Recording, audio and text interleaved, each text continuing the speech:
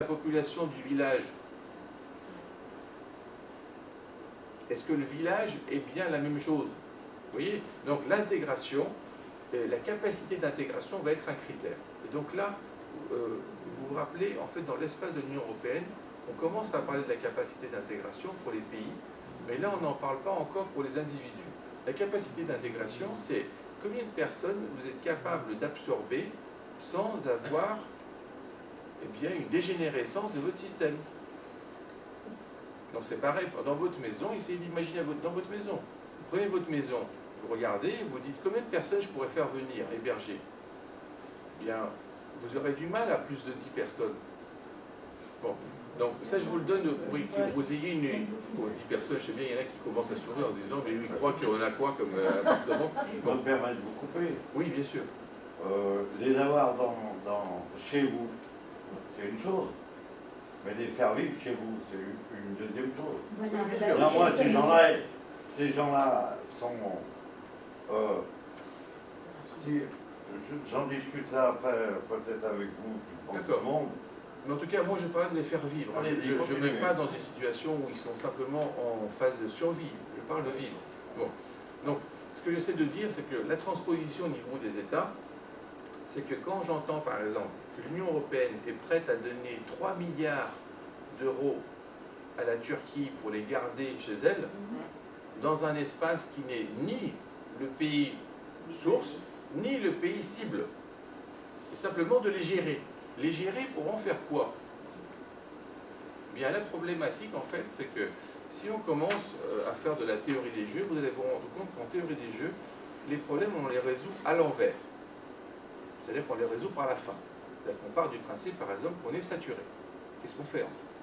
Alors qu'en fait, nous, là, du point de vue social, on part du principe qu'on peut résoudre le problème, jusqu'à ce qu'à un moment, on ne pose plus, et après, on dira qu'est-ce qu'on fait. Donc, je vous donne un exemple. On est avec Daniel, et Daniel, en fait, c'est un magasin.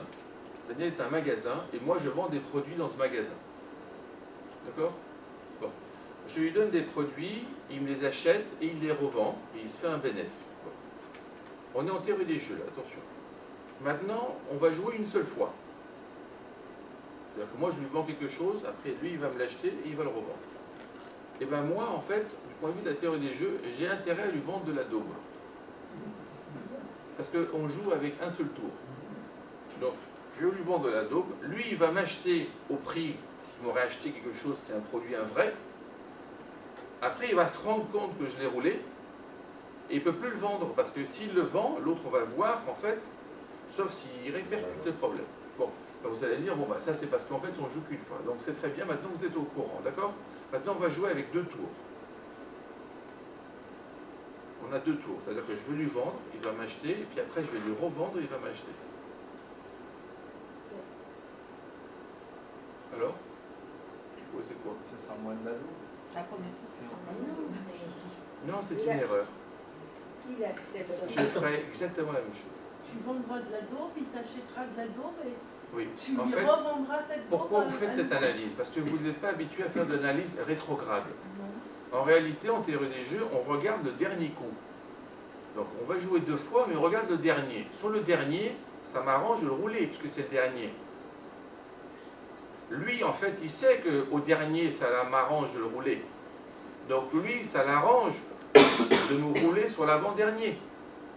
Mais moi, je sais que ça l'arrange de me rouler sur l'avant-dernier parce que je l'aurais roulé sur le dernier. Donc je vais le rouler sur le premier.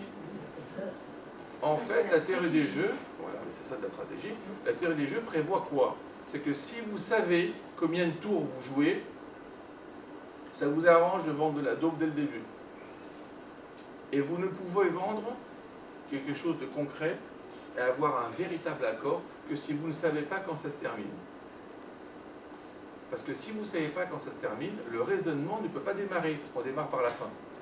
Ce qui fait qu'il aura le temps de passer en contre-attaque en disant « Mais enfin Nick, tu me vends n'importe quoi ». Mais c'est bien ce qui se passe actuellement, on ne sait pas quand est-ce que ça va Oui, se ne faites pas tout de terminer. suite de transposition, j'essaie simplement de vous préparer. Donc, au départ, en fait, donc, si on est en théorie de la décision, on a une seule personne. D'accord? Donc, théorie de la décision, par exemple, vous devez décider sur un arbre les meilleures possibilités. Hein. Donc, je vous donne par exemple, tout simplement, vous avez 2 dés, vous les lancez et vous devez miser sur le nombre qui a le plus de probabilité d'apparaître en faisant la somme. Bon. Donc, si vous misez sur 2, vous êtes un crétin. Parce que pour faire 2, il y a simplement 1 et 1. Donc en fait, vous imaginez, il y a une chance sur 36.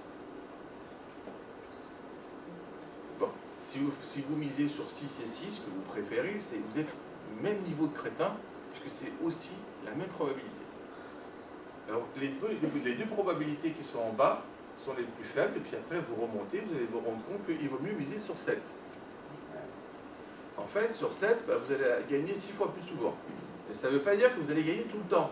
Bon, ça c'est simplement la théorie de la décision, c'est-à-dire que je suis tout seul et je décide de quelque chose. Par exemple, les gens, quand ils voient ces problèmes avec les migrants, ils considèrent que la France est seule et la France va décider. Ça fait rire quand même. Parce que les gens disent, par exemple, voilà, est-ce que c'est bien qu'on soit finalement dans l'espace Schengen, est-ce qu'il faut fermer les frontières, etc. Et on a l'impression que d'un seul coup, ils pensent que la France est seule. Les autres n'existent pas, les autres pays. Bon, le problème, c'est que les autres pays, ils te les ramènent. Bon, les problèmes, par exemple, c'est que pour l'Angleterre nous reproche de les laisser passer. D'ailleurs, vous imaginez qu'en fait, on se fait reprocher d'aller en Angleterre alors que leur but, c'est d'aller en Suède. Il suffirait de leur dire, allez par ailleurs. Vous voyez? Parce que c'est des vases communicants. Qu'est-ce que je veux dire? C'est que si vous êtes dans un cadre de théorie de la décision, vous êtes tout seul, et ça, c'est faux. Quand on est en théorie des jeux, ça veut dire qu'il y a plusieurs joueurs. Donc la première chose à retenir de la théorie des jeux, c'est que ce qu'on appelle un équilibre de Nash, c'est une solution qui est optimale du point de vue global, mais pas du point de vue local. Donc la solution optimale locale, il faut la virer. C'est même pas la peine d'en parler. Elle n'existe plus. Je donne un exemple. Ça vaut 1 million. On est 2. Daniel, comme on est amis, je t'utilise à fond. On est 2, on est 1, et on se pose la question de ce qu'on peut faire. On est 1, on est milliard, on est que 2. Ça vaut 1 million. Si vous divisez en 2 un appareil photo, on voit que sur Salomon, vous avez des problèmes. Bon, alors. Donc, qu'est-ce qui va se passer? En fait, on a 2 positions. Soit on a une position d'équilibre où on ne joue pas, donc on laisse tout seul. On a une autre position, c'est qu'on fait moitié-moitié. Et puis en fait, il y a une position bien plus simple, je le tue, je prends tout, il me tue, je prends tout. Le problème, c'est que cette solution qui est idéale sous le point de vue local, n'est pas répétable. Et oui, c'est-à-dire que je ne peux pas, moi, appliquer ces stratégies, et Daniel aussi. Ce qui fait qu'après, ça nous fait réfléchir que si vraiment je fais ça, il va peut-être faire aussi ça. Et après, on va se dire, finalement, on devrait peut-être faire moitié-moitié. Et après, ça va être moitié-moitié de quoi? De l'objet ou de son utilisation? Alors, vous allez voir que ça commence à devenir un peu plus compliqué. Et en fait, au bout d'un moment, on a ce qu'on appelle aussi la théorie des marchés, c'est qu'on a énormément de joueurs. Alors, la première chose qu'il faut retenir en théorie des jeux, c'est que les jeux coopératifs, il y a des jeux qui sont non coopératifs. Eh bien, les jeux coopératifs ne sont pas un ensemble indépendant des jeux non coopératifs. Ça vous a choqué, ça? Ah oui, ça d'accord, il faut que ça vienne. Alors, je vous donne un exemple. Les jeux coopératifs, c'est on se met d'accord pour jouer et on se voit. Bon, et puis il y a les jeux non coopératifs, par exemple, il met de l'argent à la banque, je mets de l'argent à la banque gagne de l'argent, on prend des dividendes, mais on ne sait pas ce qu'on a fait. Bon, des fois, ils nous prennent notre argent aussi, mais bon. Je suis dans le cas de non coopératif. En fait, le grand théorème de Nash, qui a surpris énormément de gens quand il l'a démontré, c'est que les jeux coopératifs sont un sous-ensemble des jeux non coopératifs. En fait, en gros, c'est comme si vous oubliez d'informer l'autre de votre coopération. Ça arrive souvent dans les couples. Hein. Voilà. Dans les couples, on est souvent en jeu officiellement coopératif. Mais heureusement qu'il y a le terrain de nage, ça se roule. Enfin, et là, le problème, c'est la chose est la suivante. Donc, je vous donne un autre exemple pour ne pas vous énerver. Vous voyez par exemple les oiseaux quand ils volent, qui volent tous ensemble. Bon, vous allez me dire quel est le rapport avec le phénomène migratoire et pourtant, vous savez comment on les appelle ces oiseaux. Bien. Eh bien, quand ils sont tous ensemble, la question qu'on s'est posée, c'est est-ce qu'ils ont besoin de savoir comment volent tous? Comment ils volent tous? Alors, je vole, moi, en tant qu'oiseau, tous ensemble. Est-ce que j'ai besoin de savoir comment vous volez tous pour qu'on vole ensemble? Eh bien, en fait, la théorie, même l'aspect expérimental, vous montre en fait qu'il suffit de connaître où vont ses voisins. Donc, si nous, on vole ensemble, moi, je regarde qu'est-ce qu'il fait, Daniel, et je vole avec lui, je colle, et en fait, après, il a un autre pote qui colle, et finalement, on colle. Eh bien, c'est ce qu'en sont en train de faire les migrants. Souvent, on a l'impression, par exemple, qu'ils sont au courant de tout. C'est-à-dire que du point de vue stratégique, ils vont passer par ce point, ce point, ce point. En fait, souvent, ils passent par le type qui est à côté. Alors, le type qui est à côté, il dit, là, il y a une ouverture, ils vont sur l'ouverture. Et en fait, cette façon de faire, c'est exactement ce qu'on arrive à coder, même en informatique, c'est l'approche des fourmis. Voilà. Alors, vous mettez par exemple des fourmis, voilà, vous voyez des fourmis en bas. Et vous mettez du sucre là et du sucre là. Les fourmis, elles montent, elles vont aux deux. Maintenant, j'enlève le sucre d'un côté. La géodésique des fourmis résout le problème. Les fourmis, avec leurs phéromones, quand elles repassent, elles indiquent à l'autre qu'il n'y a rien. Au bout d'un moment, il n'y a plus personne qui va là. Mais si maintenant vous posez la question, qui est fausse, quelle est la fourmi qui a compris? Il n'y en a aucune qui a compris. C'est la fourmilière qui a compris. Donc l'intelligence ne se trouve pas au niveau de l'individu, mais au niveau en fait de cet ensemble. Alors cet ensemble-là, vous voyez par exemple quand on est dans les droits de l'homme, là on a des petits problèmes parce que nous on est habitués à donner un sens qu'à l'unité. Or là l'unité ne vit que dans une globalité. C'est-à-dire qu'en fait ils ne savent pas bien où il faut aller. Et par exemple vous allez vous rendre compte, regardez ce qui se passe en Suède. Quand vous regardez où se trouvent les réfugiés en Suède, vous allez vous rendre compte que la plupart ceux qui sont à côté d'eux sont du même village. Ce n'est pas des réfugiés qui sont venus de tous les endroits, qui sont, tiens, ils ont dit ça va être un melting pot à l'américaine. Non, pas du tout. C'est qu'en fait, il y en a un qui est arrivé et il a passé le fil. Ici, vous pouvez venir ici. Et à cet endroit-là, vous vous rendez compte, par exemple, pour les Assyriens, il y a une énorme communauté assyrienne, qui sont quasiment tous du même village, suivant les endroits. C'est pas un phénomène nouveau. Parce Mais que tout quand ce que les Italiens ont immigré, c'est des villages antiques. Qui venaient. À Vénitieux, c'est qu'une région qui est venue. Voilà. Monte Cassino qui est venu. Mais le problème, c'est pareil, que hein. maintenant... Il y en a un qui est venu et qui a dit aux autres, c'est Voilà. pas mal. Donc moi, je suis content maintenant que vous Les interveniez parce que ce Polonais, qu'on pour vit les maintenant, mines, ce n'est pas ça. Les Cambodgiens aussi, pareil. Justement, ce n'est plus ça. C'est-à-dire, en fait, maintenant, comme la pression migratoire est énorme, ils n'ont plus le temps de faire ces choix et de se retrouver, et ils se retrouvent avec des gens qui n'ont rien à voir avec eux. Et ça, nous, dans notre tête, quand on analyse, on a l'impression quand même qu'ils sont à peu près du même groupe. Or, c'est faux. Par exemple, ce qui s'est passé à la frontière hongroise, quand ils ont laissé passer uniquement les gens avec des familles, eh bien, on s'est retrouvé avec un ensemble de personnes qui n'avaient plus rien à voir entre eux, parce que simplement, le critère, c'était simplement la famille. Donc, quand vous avez un critère transversal qui n'a plus rien à voir avec votre contexte local, vous avez une dislocation de la localité, et donc finalement, ils ne se retrouvent pas. Vous allez par exemple, quand on dit, vous allez à New York, vous avez Chinatown, vous avez la petite Italie. C'est exactement ce que vous dites. Mais en fait, c'est parce qu'ils sont venus lentement. Or là, il n'y a plus de lenteur.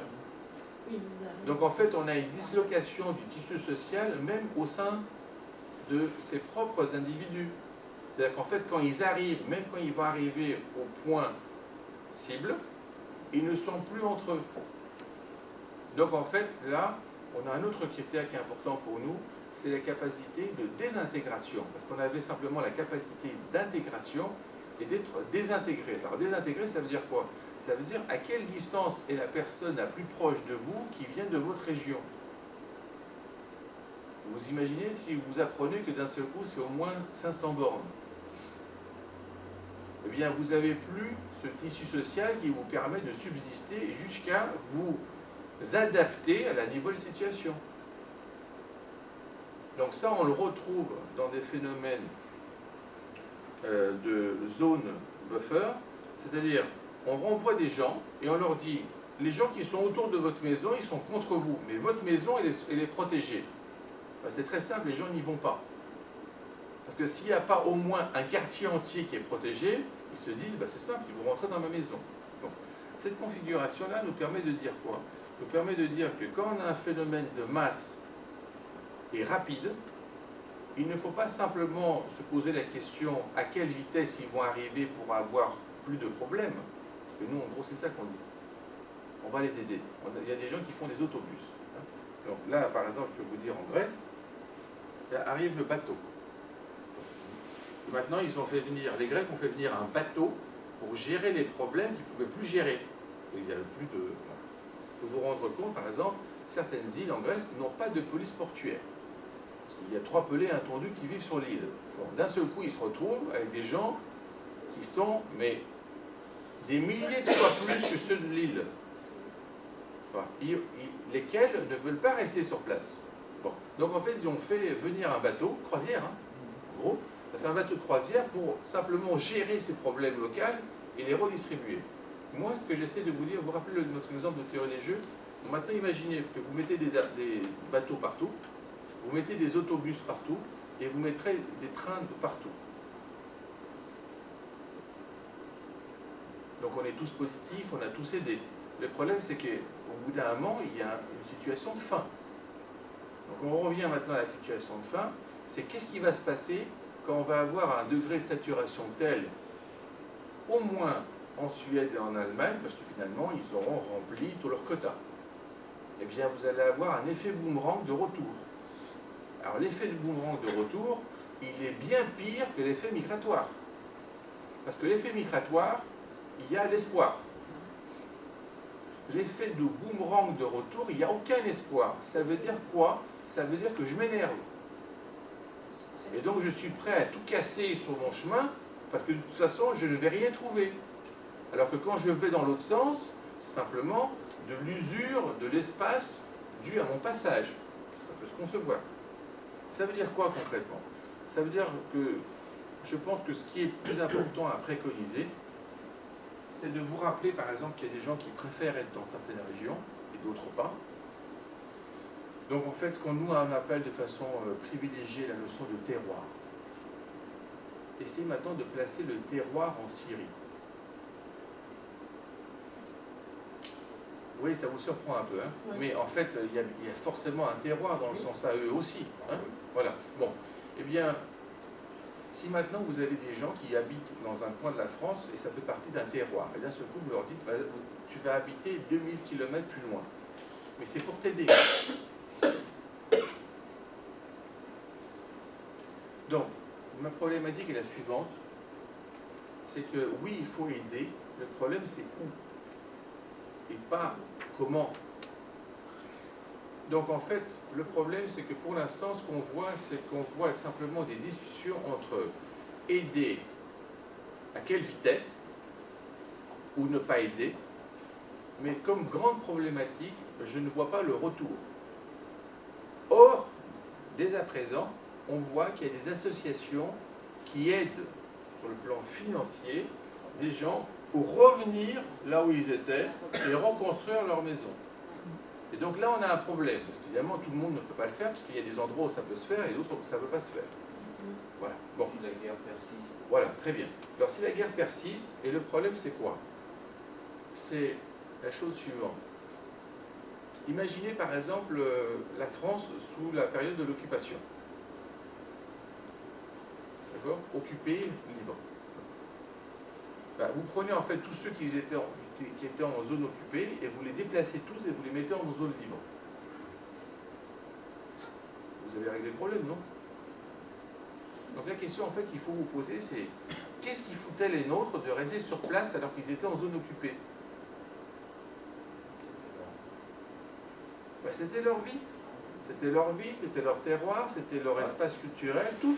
Et en fait, on est en train de parler que de la France, hein. On est dans la France. On considérait que la situation n'était pas à vivre, même en zone occupée. Sinon, ils auraient cherché. Je ne vais pas vous demander vos origines, mais je pense qu'en fait, on peut les repérer. Vous voyez ce que je veux dire? Mais si vous étiez en fait de la zone complètement occupée, c'est possible que vous ne pourriez même pas me parler là. Parce que vous serez peut-être déjà mort, parce que vos parents seront morts. Donc vous n'existerez pas. Vous voyez? En fait, vous avez la position du survivant sans avoir subi de génocide. Mais c'est pas ma position. Mais si, bien sûr Non. que si. Quand on dit par exemple... J'essaye de comprendre pourquoi ils sont restés dans une zone occupée. Mais vous voyez, vous dites « il ». Vous dites Enfin, pas un peu « la nous popule. ». Mais dites-nous maintenant. Oui, mais Essayez de dire « nous c'est pas moi, ça me ». Mais si, concerne ben pas. voyez, oui, c'est ça le problème. Ça- Essayez de dire « nous ». Pourquoi nous sommes restés? Allez, Ouais. allez, fais un effort. Bah, Pourquoi nous sommes restés? parce que Pour résister. c'était ma région et que la pression n'était pas assez forte pour me faire partie. Oui, voilà, exactement. Parce Et que- la notion de résistance. Oui, Parce elle que je vois les existait femmes aussi. qu'elles s'énervent au fond, elles ont raison. La notion de résistance. Dans la Mais qui a zone résisté? occupée, il y en avait aussi. 10%. Mais ça fait rien. ça. Le Mais fait résister que en quoi 10% ont résisté, c'est que vous, maintenant, vous me parlez en français. Vous voyez? C'est pas le problème du pourcentage. Je vous parle en français parce que les Américains sont arrivés. Ah, mais il n'y a Et pas que que les ça. Russes. Non, pas que ça. Il n'y a pas que ça. Non, Non, non.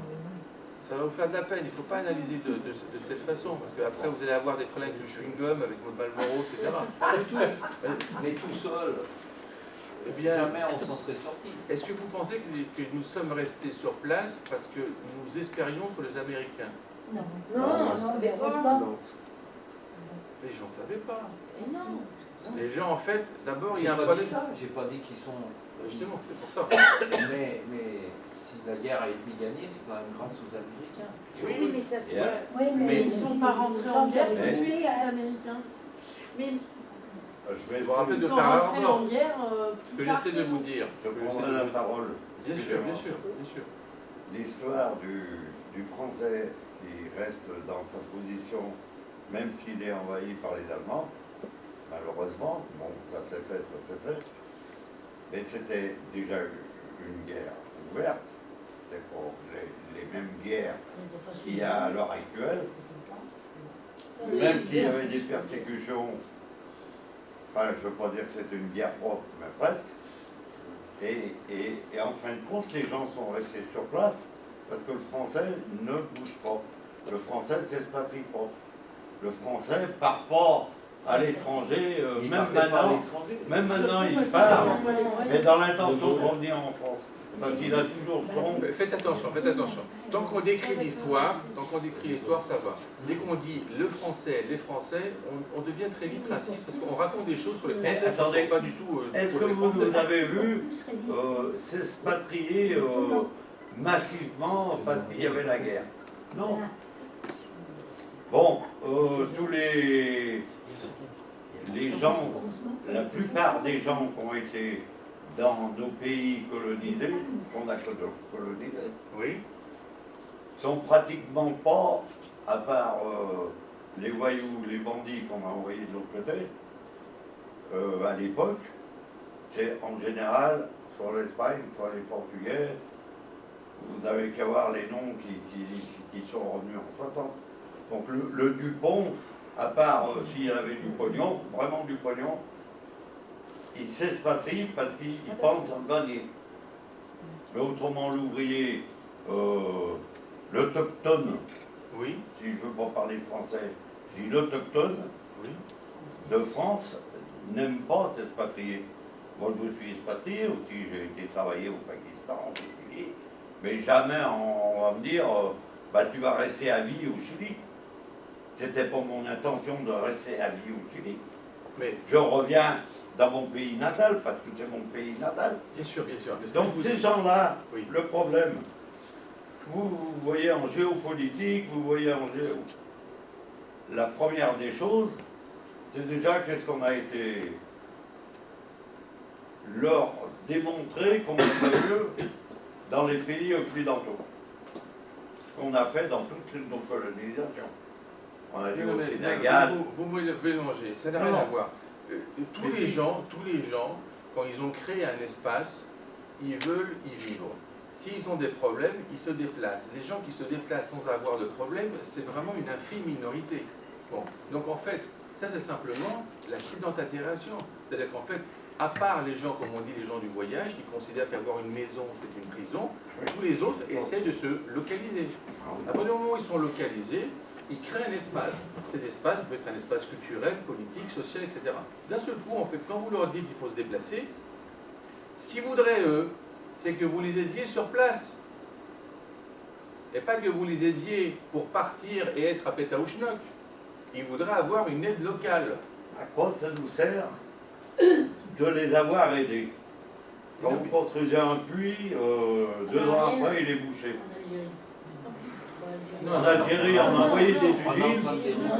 Je sais bien qu'on est riche, mais qu'est-ce que vous voulez que je fasse? En Afrique, de partout. Non, non, Dans un autre régime, je dirais autre chose. Mais on les aide de partout. Hein. Moi, j'ai fait le Sénégal, ça va bien. Hein. Allez, on revient. Alors, Oh non, moi, Alors, je si on fait la comparaison, je sais bien, mais j'ai ça m'a pas des posé une désaccords. question, là, Oui. l'histoire de la guerre. Pourquoi en Syrie les gens partent et pourquoi ça ne s'est pas passé en Europe quand il y a eu la guerre en France? Ah, c'est ça le problème. Pourquoi il n'y a pas eu la même chose qui s'est passée? Non, mais le problème, en fait, c'est la rapidité avec laquelle ça se passe. D'abord. Donc, en fait, c'est pour ça que je faisais au moment le problème de la comparaison avec le génocide, parce qu'on est quand même dans le centenaire du génocide des Arméniens. Souvent, les gens, quand ils ne connaissent pas les Arméniens, ils considèrent que c'était tous des moutons. Parce qu'ils disent, c'est pas possible. Ils paraissaient sur place, il y a 1,5 million qui ont été zigouillés et ils n'ont rien fait. Mais c'est pas qu'ils n'ont rien fait. Le problème, c'est à quelle vitesse ça se faisait. C'est comme le génocide du Rwanda. Hein. Bien sûr, bien sûr. Donc, en fait, de toute façon, c'est des gens qui ne connaissent pas bien la situation, donc ils ont tendance à simplifier. Il n'y a aucune victime qui n'est victime. Bon. Donc, en fait, la situation, le contexte et l'espace peut être totalement démantelé. On sait bien comment ça s'est passé, et donc les gens ne sont pas prévenus. Au niveau de la géopolitique, par exemple, il y a une différence. Nous, à quel point on n'était pas prévenus pour la Première Guerre mondiale, c'est qu'on l'appelait la dernière guerre. Donc elle a pris le nom de première après la seconde. Vous imaginez à quel niveau mental on était. D'accord? Quand vous le dites maintenant à vos enfants, vous ne dites pas, on l'a appelé la der des der, la seconde, la première. Vous lui dites la première et la seconde. Et vous commettez une erreur sur le plan stratégique. Parce que les gens qui faisaient la première pensaient que c'était vraiment la dernière. Ce qui fait qu'entre la première et la seconde, ils se préparent tous à rien. Oui. Il fallait se relever de la première. Non, vous vous trompez, ils ne se sont pas relevés du tout, justement. C'est ça le pire. Ils ne se sont rien préparés du tout, et vous avez eu le krach de 29 qui a accéléré le processus, et je vous signale quand même que Hitler était en place en 33. Ah ben oui, ça on Donc sait. en fait, je ne parle même pas de 39. Bon, on s'est tapé l'Espagne, on s'est tapé l'Anschluss. Donc en fait, on a un travail préparatoire qui a été mis en place. Et au bout d'un moment, on se rend compte qu'on passe en phase Deuxième Guerre mondiale. Donc ce que je veux dire par là, c'est que depuis la Deuxième Guerre mondiale, vous vous préparez tous à la troisième. Vous voyez ce que je veux dire? Mais en fait, c'est ça qui est très drôle, c'est que la différence entre la première et la seconde, elle est bien plus petite qu'entre la deuxième et la troisième qui n'est pas venue. Ça veut dire quoi ça? Ça veut dire qu'avant, on n'était pas du tout prêt, et on a été prêt de cette façon. Donc en fait, on a été surpris sur place. Mais le problème, c'est quoi? C'est qu'au départ, c'était un problème inter-européen. La différence avec l'Arabie Saoudite et le Qatar, etc., c'est qu'en fait, on a une action à distance qui est née il y a déjà 2 siècles. Parce qu'en fait, c'est l'approche salafiste. Le problème, c'est que le chrétien moyen considère que le musulman moyen, ils sont tous pareils. Ils sont tous musulmans de la même façon. C'est pareil comme si vous dites, donc, par exemple, pour les chrétiens, que les calvinistes, je vous donne, oui, vous imaginez, c'est tous les mêmes. Mais bien sûr, vu de Chine, on ressemble tous. Mais quand on est sur place, on trouve qu'on est tous différents. Et bien là, c'est pareil. Et on ne réalise pas qu'il y a une révolution qui s'est mise en place il y a 2 siècles, et en fait, elle est en train de changer ses structures, et une des répercussions, c'est d'engendrer ce phénomène. Or, nous, en fait, on regarde la queue du phénomène en regardant simplement un déplacement de population. Donc, le problème est le suivant, c'est que si tous les gens partent de cet endroit, la première chose que fait quelqu'un qui est raciste, c'est de se dire, ben, ils vont être chez nous. Mais la première chose que fait quelqu'un qui est intelligent, c'est que s'ils ne sont plus là-bas, qui va aller là-bas? Ça veut dire qu'il va y avoir un autre déplacement de population, et en fait, ça s'appelle une invasion. Donc en réalité, on n'a pas simplement dépassé le problème entre le point source et le point cible, on va avoir un deuxième retour si on n'a pas une aide locale. Or, là maintenant, revenons à quelque chose de plus cohérent. Vous avez parlé pour le sud de la Méditerranée. Au départ, le nord de la Méditerranée était simplement un point cible. Donc les gens qui étaient du Maghreb de façon globale avaient une tendance à venir de façon naturelle pour des raisons économiques, historiques, etc. Bon. Au bout d'un moment, on s'est rendu compte qu'il faudrait quand même mieux les aider sur place que les aider à s'intégrer. Parce qu'en fait, ils ne s'intégraient pas forcément. Bon. Alors, comment les aider sur place? Ben, c'est ce qu'on a développé comme, tu ne l'as pas ici, mais tu aurais pu aussi avoir, c'est l'espace euro-méditerranéen. Où d'un seul coup, on s'est rendu compte qu'une façon de gérer de façon intelligente et stratégique les problèmes, c'est de les résoudre à la source et non à l'arrivée. Oui, mais l'aide intégrée en État, on ne peut pas la faire. Comment? L'aide intégrée en État, on ne peut pas la faire. Bien sûr, voilà, c'est ça le problème. Donc, j'essaie de montrer la différence entre les deux. C'est que là, on peut le faire parce qu'on n'a pas cette situation, mais pour madame, le printemps arabe, là vous avez un problème. Parce que d'un seul coup, alors qu'on pensait que, par exemple, un Français moyen considérait que la Tunisie, c'est forcément un endroit pour des vacances. Il ne pouvait pas imaginer qu'on puisse avoir des problèmes en Tunisie. D'un seul coup, on en a. Donc d'un seul coup, on a un espace de choc dans l'espace mental. On se dit, tiens, mais il y a des gens qui ont en plus des récriminations. Et d'un seul coup, on découvre cet espace-là. Moi, souvent, je prends comme exemple à l'envers, c'est vous dire, en fait, les résurgences de l'espace chrétien après les dictatures. Eh bien, si vous êtes maintenant musulman, et vous regardez ça à partir du Maghreb, et vous regardez la fin de la Seconde Guerre mondiale, de l'autre côté, donc ici, vous allez vous rendre compte que d'un seul coup, il y a plein de chrétiens qui sont apparus. Parce que nous, c'est ce qu'on fait à l'envers. Donc nous, en fait, on avait le Maghreb, et d'un seul coup, on s'est rendu compte qu'il y a plein de musulmans qui sont apparus. Mais ils étaient musulmans avant. Ils ne sont pas devenus musulmans. C'est pareil pour les chrétiens. Le problème, c'est que quand on avait des structures totalitaires, comme Salazar, Franco, hein, on a eu Vichy, hein, on a eu aussi Mussolini, etc. Et bien tout cela, en fait, Tito, je ne parle pas même de l'Union soviétique, tout cela, ils avaient tendance à dire on est tous pareils. C'est ce que disait Albert Camus, le nivellement. D'un seul coup, en fait, quand ces structures rigides ont disparu, d'un seul coup, on a revu les gens qui étaient là. Bien là, c'est ce qui se passe. Dans l'espace africain au sud, vous avez le même problème. Mais, par exemple, pendant la durée des conflits, vous avez une difficulté. Mais regardez ce qui s'est passé en Égypte. En Égypte, ça n'a pas fait long feu. Parce que ça a rechangé, ça a rebasculé complètement. Parce qu'on s'est rendu compte que ce n'est pas valable. Parce qu'il y a des gens, et ça il faut bien le retenir en termes de stratégie, il y a des gens qui sont très bien pour être contre. Mais les gens qui sont contre, quand ils gagnent, ils ont du mal à être pour.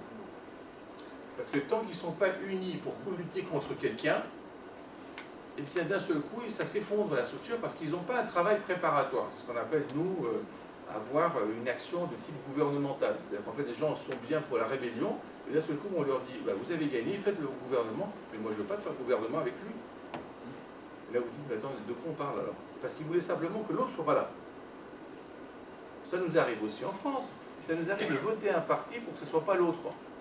Oui. Mais en fait, on ne part pas du principe que s'il vient celui-là, il n'y aura plus de gouvernement. On part quand même du principe qu'il y aura un gouvernement. La question qu'il faudrait se poser, c'est s'il n'y en avait pas, qu'est-ce que vous feriez? Donc là, la problématique est la suivante. On avait l'impression que c'était relativement clair et qu'on pouvait aider en Méditerranée, mais quand on a des problèmes, eh bien, il faut aller beaucoup plus vite. Donc en fait, il faut revenir en arrière. La question qu'il faut se poser, c'est qu'est-ce qu'on fait depuis 3 ans en Syrie? C'est ce que j'allais dire. Ah, c'est C'est que nos gouvernants, les gouvernants Vous voulez dire ceux qu'on a élus? européens, y compris Poutine qui n'est pas dans l'Europe, Qu'est-ce Enfin, il est qu'ils dans ont l'Europe, il n'est fait? pas dans l'Union européenne. Oui, dans l'Union européenne. Qu'est-ce qu'ils ont fait pendant 3 ans? C'est Est-il un aurait- mauvais exemple, Poutine, Ah parce oui, qu'il parce est en qu'il Syrie Voilà. sans aucun problème depuis. Non, mais prenons les gouvernants européens. Voilà. Est-ce qu'ils Espace n'auraient mondial. pas pu, pendant 3 ans, s'ils avaient fait une bonne gouvernance, se mettre autour d'une table, discuter, dialoguer, et je pense qu'on ne serait pas Dialoguer avec arrivé qui? à ce flux migratoire. On Attendez, aurait attendez, trouvé attendez. d'autres solutions. On le fait maintenant parce qu'on est vraiment coincé, on va dire Oui, ça bien comme sûr, ça. mais il y a- Mais on mais- n'a pas Et résolu c'est le trop problème. tard. C'est la guerre qui a créé ça. Oui, oui, maintenant. On n'a pas résolu Je vous le rappelle problème. ce que je vous ai dit au début, longtemps, les hein. problèmes des démocraties, moi, c'est qu'à la fin, c'est elles qui ont le problème. C'est toujours ça. Bon. Le premier problème pour madame, vous savez que dans l'espace européen, on n'a toujours pas de politique étrangère unie. Bon, donc ça pose déjà un problème pour dire, non, même pas ce que disait monsieur avec qui parler, mais qui va parler avec qui. Parce qu'on ne s'est pas mis d'accord pour dire que voilà, ben, Daniel nous représentera et il parlera au nom de l'Europe. Non, non, pas du tout. Ça va être Daniel le français, Daniel l'allemand, Daniel l'italien, et ce qui fait finalement, chaque État essaie de s'occuper de ses problèmes. Vous dites maintenant que vous avez un problème. Moi, ce que je vois, c'est que le vrai problème en France, c'est toujours le chômage. Donc en fait, les gens, ils ne vont pas dire on va s'occuper des autres en Syrie alors qu'on a un problème de chômage. C'est ça qu'ils vont vous dire. Donc votre problématique, si d'un seul coup vous voyez vos gouvernants, comme vous dites, que vous avez oublié, entre parenthèses, que vous les avez élus, ils ne sont pas venus de Mars. Hein, donc vous les avez choisis. Quand je dis gouvernants, je parle des gouvernants européens. de Oui, la mais en communauté. tout cas, vous Pas en que avez là. quand même choisi pas mal. Et au Oui. niveau des élections Si j'ai européennes, voté. si vous n'avez pas voté, vous avez un autre problème. Bon. Donc, qu'est-ce que je veux dire par là? On est dans un espace démocratique. Là, les gens, ils ont tendance à regarder d'abord leurs problèmes. Et si vous avez en fait un gouvernant, ça peut être un maire, vous imaginez